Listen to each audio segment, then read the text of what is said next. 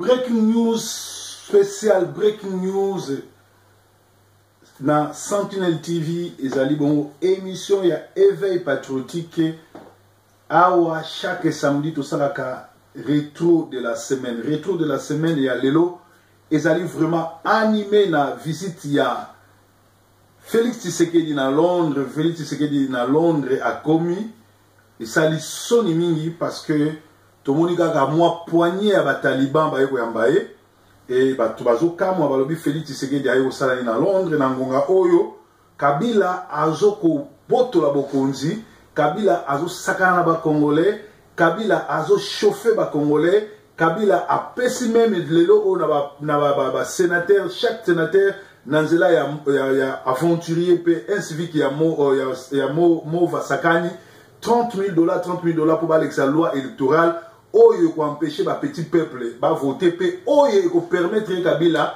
na 2019 azala lokola premier ministre basala oyo qui sa Poutine asala ki na premier ministre na ye atika na ba faire à diriger, c'est-à-dire pour na biso ba Congolais ya étranger, pour na biso ba Congolais ya diaspora, pour na biso ba vrai combattant to zaka na message moko Kabila fuko bomaye, Nanga fuko bomaye, Minako fuko bomaye, groupe wana nyonso tout ya ba collabo fuko bomaye.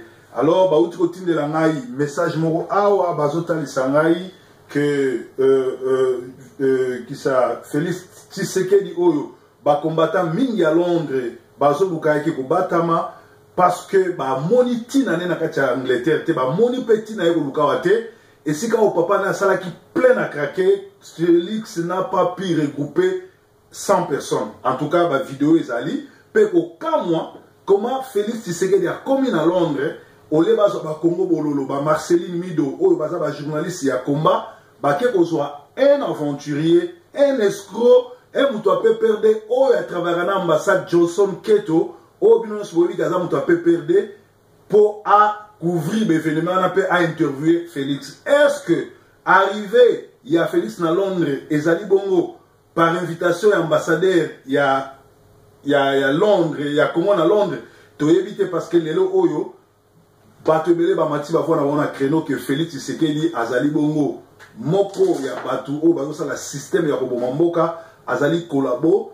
D'ailleurs, batebele basengi mama na bango ale kalisusu na TV5 asenga bakunda Tshisekedi parce que tilelo bakunda rasu Tshisekedi te, ba ça biso te qu'est-ce qui s'est passé, où il est. Moi na nae azana papa nae mbala liboso na mokili to mona mutu papa na kufi mais moi na se permet de voyager partout à l'aise et bemba papa na na kundite azo biso pete ba kunda ko nini to sengi nae atinda de susu mama nae na TV5 akini ko senga ba président qu'est-ce que tu ba présidenté mais ba premier ministre na ba chef opposition ba plaider pour la cause wana balobi incroyable. Comment accepter que celui dont certains Congolais prennent pour leur leader et qui bientôt prendra les commandes du Congo soit interviewé par un Rwandais? En tout cas, personne ne peut se permettre d'insulter les 12 millions de Congolais victimes tués par les Rwandais, dire que Ntsimi Yamana est d'une autre nationalité que celle du Rwanda. Dire cela revient à dire que les lions n'est un carnivore ou le crocodile n'est pas aquatique. Dites-nous, un officiel américain peut-il accorder une interview à un journaliste afghan? Donc voilà, interview à Félix Tshisekedi sur la BBC et Sali tache d'huile, Congolais d'accord. Voilà pourquoi le Congo de Lumumba est très très bas et peigne à se libérer si nous continuons à aboutir avec de tels comportements.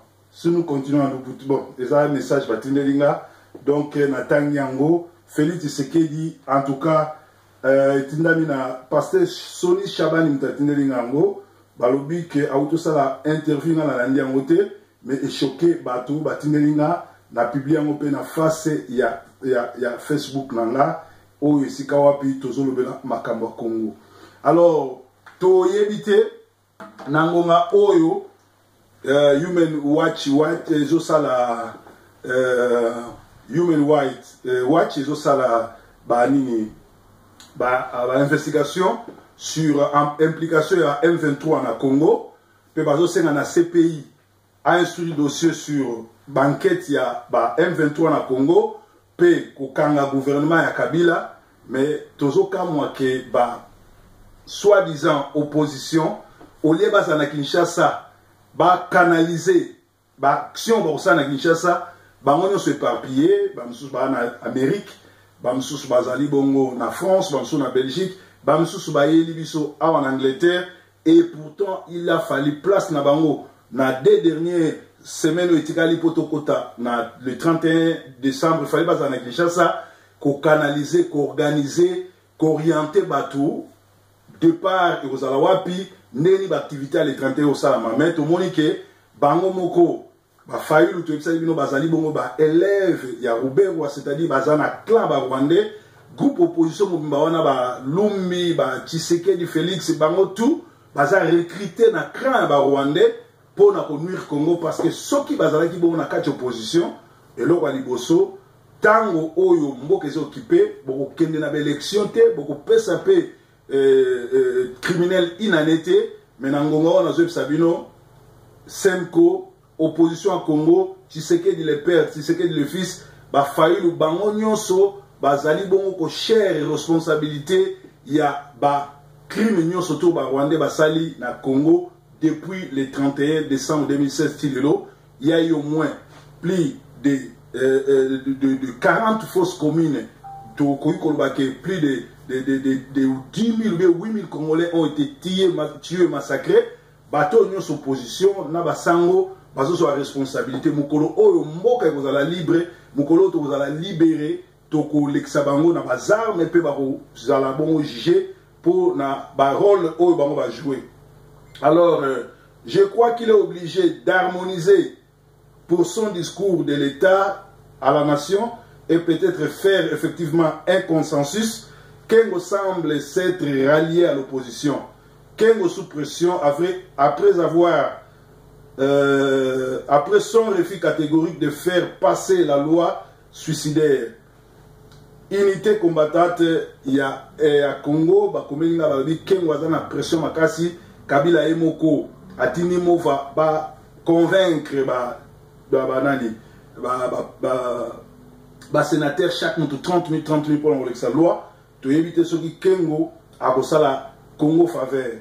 Flash, awa zone rouge, awande esika babomi Félix Chilombo na double tri by Hilton na Angel Station.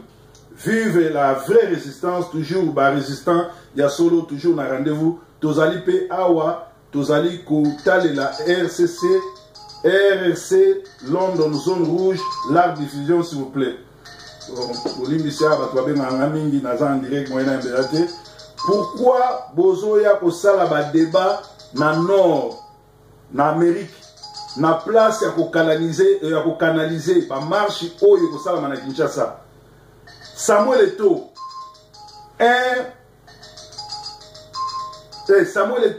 un Camerounais a frété un avion pour que nous soyons Camerounais surtout bazalaki na Libye. Wapi mythomane congolais oya kosaka batuke ye azali bongo grand patron. Azo c'est la nini po affréter avion et que nous soyons ba congolais nyonso oyo Kabila Ruberwa Kagame ba koma ko silisa ko vide ba village mobimba na est ya Congo pour na kotinda bango na Libye via Uganda po bateka malukola ba esclave.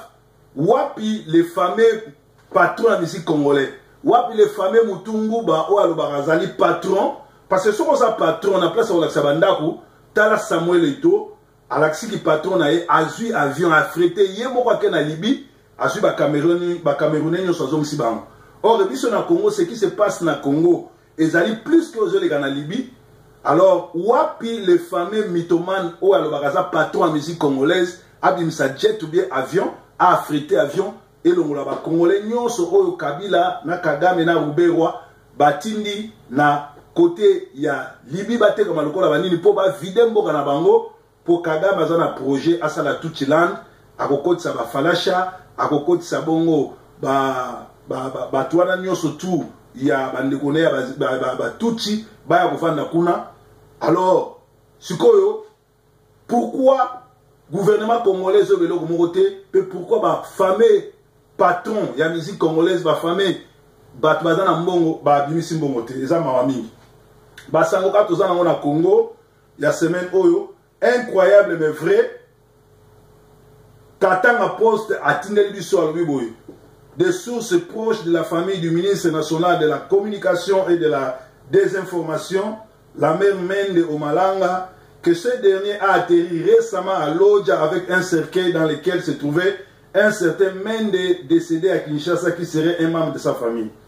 Arrivé, l'homme qui s'est enterré a organisé des obsèques dignes d'un ministre national et notable du Sankuru en mémoire de son prétendu frère décédé. Après l'enterrement du prétendu Mende, qui serait le frère du ministre Mende de la communication Tchako nationale, et son retour à Kinshasa, un membre de la famille de ce dernier va dire aux habitants de Lodja que celui qui est décédé n'est pas un membre de leur famille et doutait fort que le cercueil contenait réellement un cadavre.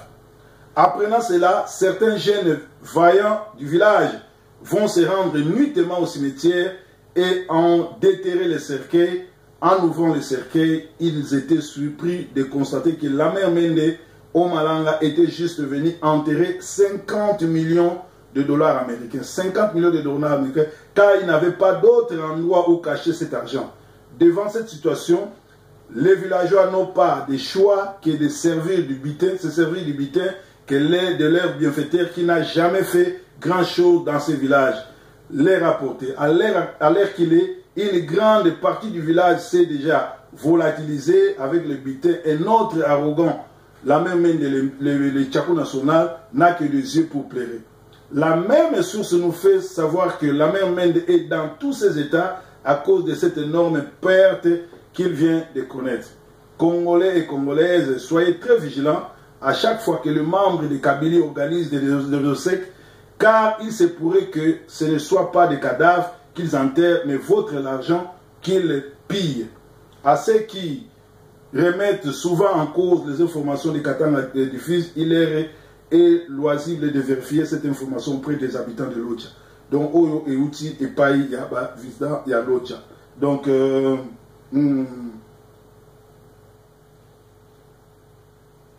Oyo ezali bongo ba sango ba komeli biso. Alors, na côté, il y a côté ba komeli biso. Alerte Joseph Kabila, Premier ministre de la RDC en 2019. La face cachée de la révision de la loi électorale demain, Kabila, Premier ministre, est convaincu de l'impossibilité d'accorder un troisième mandat à son autorité morale. Le chef criminel qui se dit chef de l'État congolais, Joseph Kabila, le chef des minorités présidentielles, a activé son plan B. Il se présente en deux phases. La première consiste à faire passer les projets de révision de la loi électorale avant de déclencher la deuxième qui sera connue, les dauphins. C'est-à-dire la personne qui portera la voix de la minorité présidentielle, plus précisément du PPRD, à la présidentielle du 23 décembre 2018, un scénario à la Poutine qui n'exclut pas l'hypothèse de voir Joseph Kabila revenir en janvier 2019, l'étoffe du Premier ministre au sein du PPRD. Les calculs sont désormais faits dans ce sens. Après avoir tenté en vain d'obtenir un troisième mandat présidentiel, donc Kabila travaille avec un autre schéma, tous les autres ayant montré leurs limites, notamment la révision de la Constitution pour faire sauter le verrou de l'article 220 et les référendums constitutionnels. Le PPRD est revenu sur les scénarios imaginés en 2015 par les partis du G7 avant qu'ils se soient bannis ou bien avant de faire le scénario de venir rejoindre l'opposition pour l'affaiblir. On se rappelle qu'à l'époque, les 7 membres de la majorité qui rejoignent par la suite l'opposition avaient dans une lettre adressée au président Kabila soulevé l'option de travailler sur un plan B au cas où Kabila ne serait pas en mesure de garantir un troisième mandat à Kabila. En misant sur cette hypothèse, les 7 partis avaient essayé attaqué virulement le cadique du donc oza masolo nde babeteli biso, c'est-à-dire nangonga oyo likambo grave yali oyo nazoyeb sabino que Tshisekedi Félix a craché ces 12 millions de Congolais. D'ailleurs azali bongo non accepté na Londres, aza divisé kaka ba taliban ba bayambiye parce que boyebi IDPS elongwa parti national et comme parti ya ba tribaliste bango na bango ba taliban ba bayambiye. Alors Tumoni Awa, ONI demande d'enquêter sur le recrutement des milices au Rwanda. Est-ce que Baïbi Makamwanate? Donc Baïbi Masolana Be Baïbi très bien Makamdene Tambolaka. Donc Batika Koko Sabiso parce que Biso Toyebi Nenge Masolana Tambolaka. Kengo Adon refuse le projet de loi qu'il juge anticonstitutionnel. Kabila au Sénat pour les convaincre. Kengo se cramponne et oppose un veto catégorique. Donc Oyo, espérons que les salade, espérons que vous allez vous allez bien. Alors, Ndekonabiso, Otobengana Kombo ya honoré Ngwanda, à Kosaka, on ne négocie pas avec les envahisseurs, mais la photo où ils ont fondé que Yeo, Bozomo na honoré Ngwanda, Yewana na Bizima Karara, na Ndekonabiso Mususu ya maître Kamanda. Ils ont négocié avec les envahisseurs. Donc, honoré Ngwanda Kangara Munogonayo, parce que vous allez très au Salim Abeming na Congo, qui a négocié avec les envahisseurs.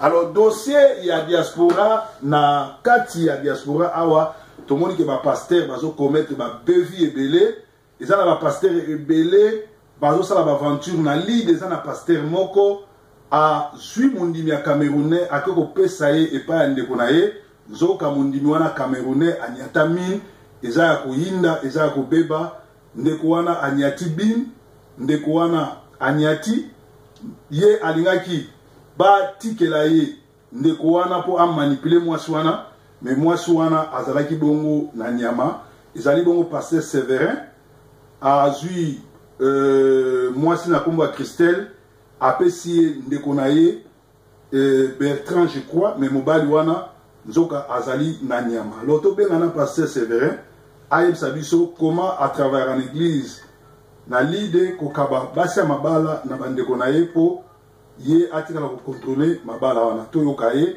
et puis toujours senga na pasteur na ye ya ex moko ya ba collabo monsieur ba ventilier ba ba opesa ba conseil parce que bazo bo ma famille bato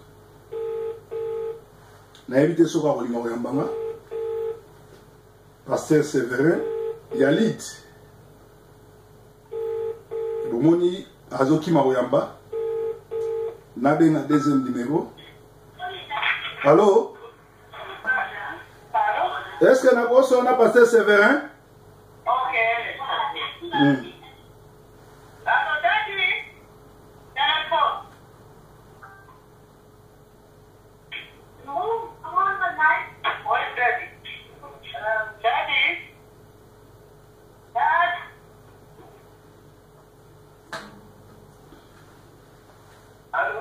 Ouais, bonsoir, pasteur Séverin. Bonsoir. Ouais, bah, est-ce que vous avez moro na kombo ya Christelle, Aza Camerounaise, Azo Sambele pas na yo? Le messager. Le messager? Ouais. Nazo tu na sœur Christelle, la Camerounaise, Aza na église na yo, oui. Est-ce que vous avez dit que Agnata Mini yo obomi libala na yo pesi pas frère na yo ya congolais pesi moi ça va talibala mais moi soit azala maladie ya Agnata Mini oyebi yango ozame de sete bobomi si libala mwana moi soit na po pesa ende kono mais mwana moi soit na za robeba so ya condamner frère na yo siko osala nde nini a yo bomi libala mwana moi soit na pesi nde kono sida. En tout cas na éviter des informations on a décidé papa. Yo mobali na ya benga ki oto kateli e téléphone. Po bo katale ba trouble ala ki yo zo ke nanda ko wana parce que mobali wana police auto okanga ya 2 jours passé auto bima beninga po abisanga makambu nyo ko ni asiliki. Et rôle ni yo jouer pour n'obé sa libala wana. En tout cas, en tant que pasteur, ah na numéro le nyonso au pasteur Fasala. Mais ndeni cousin na yo ake kokota na ndako libala na so yo jouaki rôle oyo koka ojouer ozwi cousin na yo okokotise na ndako libala mutu mwasi marié na bana. En tout cas, justement, nous sommes des cousins. Nous tapons sur plus d'informations. Mobali azo vivre na ser wana aza cousin na yote, c'est un Congolais à Outa Belgique yo mtu mema ekuna. Non, papa, nous tapons sur information. Après sur longue information. Alors, nazo benga ozoleka direct à Sainte TV, eza pasteur Salomon pour 30 pour nous dire que Nzambe akobeta bino lole ali li felo ali, ba vanti bozo sala tala siko cousin na yo à cause de maladie, likola berena. Donc yo bongisa na Nzambe pe bongisa na batalidi parce que batalidi ba benga. Vous avez la réaction? Mais information à source c'est wana parce que ndeko wana wa koti libala aza cousin na yo. Aza cousin na yo yo bomi libala ya camerounaise au pesi ndeko na yo me yo ebaki te ke mwasi wana za ko beba siko mwasi wana za nyam. Ouais. Ouais. Te mobali oyo oyo akoti na ndako wana sikoyo. Oyo mwasi abengani mobali akenda kozwa na Afrique abengani ye mobali apesi ye nyonso apesi na nationalité yo manipuler famille wana po pesa ndeko na yo na libala wana mais mwasi wana za ko beba so yebike mwasi wana za na nyama. Papa je n'ai rien na kati makambo ya libala ça va faire moko privé seulement na kati ba famille na bango. Donc te nazana ngande nazaboye mobali ne mutu abengaki nga na bandaki kobenga oza koyamba te yango nabengi yo sikoyo po mobali nabengi nga ase plaindre ke abenga yo yo kateleli ma telefone mais yo ozwi ndeko na yo okokotisa libala mais eloko yo oyebaki te ke mwasi wana azalaki na nyama sikoyo zwa courage oyebisa ndeko no ke mwasi wana aza kobeba lokola yo oza paster ya nguya bondela mpona esida wana esila mpe libala wana ezala bien nzambe apambolango mais boyeba yango lole yali lifelo mpe yali vraiment soki bosala mosala ndenge wana na bamaps bato batia bino na bapasteur mpo oyo bala mwa ndeko na ye bokontinue baventure mais nzambe akobeta bino nazoka oloba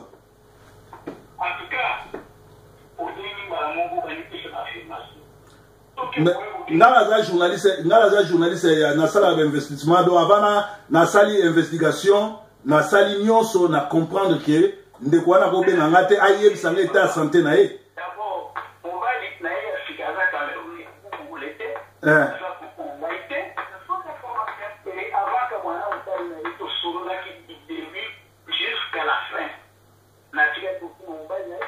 Si mobali wana lobi yo ka telefone yo pe muto kotisa mobali mwasi wana et masolo nyonso tu ya za kobenga yo yo zolinga te mais le lendemain yo obalisi ye garçon wana za na ndako wana c'est pas un Camerounais c'est un Congolais auta Belgique a cousin na yo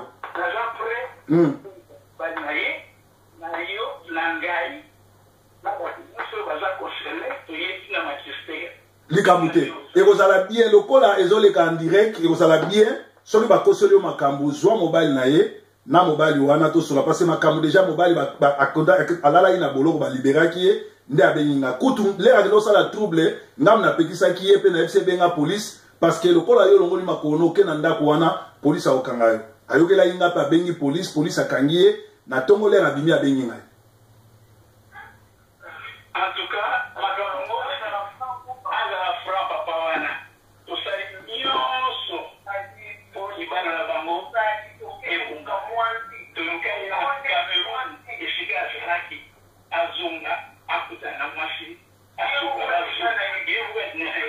mais ye azolela na kombo na yo yo sala boye benga ye ngai aza na numéro na nga naza na numéro na yo bobenga nga comme ça toko éclairer bato comme naza na live awa vraiment pourquoi malamu nazozela yo réagir. Merci.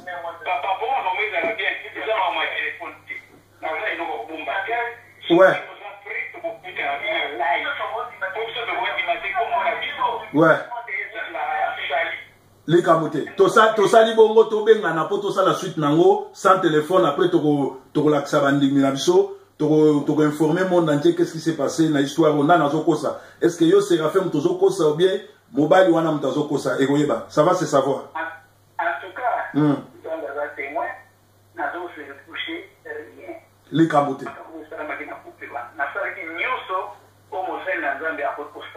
akendaki au-delà même ya oyo ekoki kosalama normalement mais bango bazalaki maître libala na bango bakei ntina niveau bakei libala lelo mpe siti te qu'est-ce que moi je pourrais faire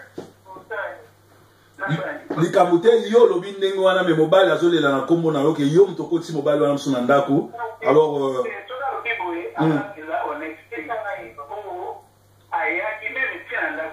sikoyo tozosolola na yo mwasi na lingai yebisanga nini do eza deja bacomportement mabe mpo mibali na mibali baosolola mwasi akointervenir te mpo tozosolola na mobali ngai nazwi yo nabengi mobali na yo natinda kosolola na yo te na israel basololaka na mwasi te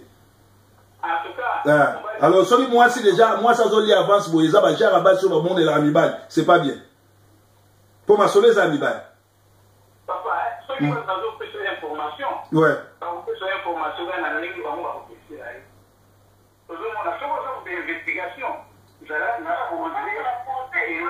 mais naza posé investigation na nga napesi yo bakombo napesi yo na bafe na nyonso surtout parce que makambo nazoba naza na bapreuve ke yo oza na tort ke ndeko wana aza na raison soki tembe confrontation lere kosalama mokili koyebaka ezalaki bongo